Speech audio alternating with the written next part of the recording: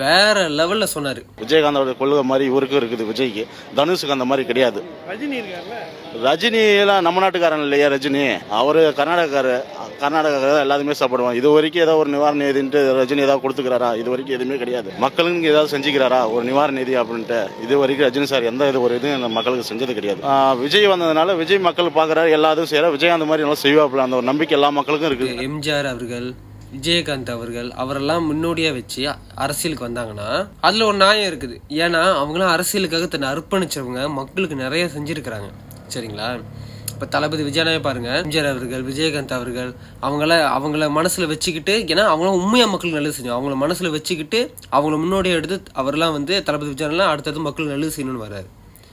ஆனால் இந்த தனுஷ் அவர்கள் என்ன பண்றாரு, ரஜினிகாந்த் அவர்களை ஃபாலோ பண்ணிக்கிட்டு அவர் மாதிரி வாயை வச்சு பேசுறது, அவர் மாதிரியே சேகை பண்ணிக்கிட்டு அவரை ஃபாலோ பண்ணிக்கிட்டு அரசியலுக்குள்ள வராராம். ரஜினிகாந்த் சார் வந்து நல்ல நடிகர், அருமையான நடிகர், அதுல எந்த மாற்று கருத்தும் இல்லை. ஆனால் அவர் நல்ல அரசியல்வாதியா? மக்களுக்கு ஏதாவது செஞ்சிருக்கிறாரா? ஒண்ணுமே இல்லையே.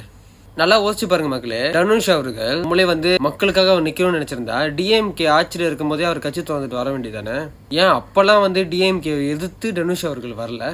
ஏன் தெரியுமா? நான் அப்போ வந்து தனுஷ் அவர்கள் வந்து டிஎம்கே வீட்டில் பாத்திரம் கழுவுற வேலை செஞ்சுக்கிட்டு இருந்தாரு.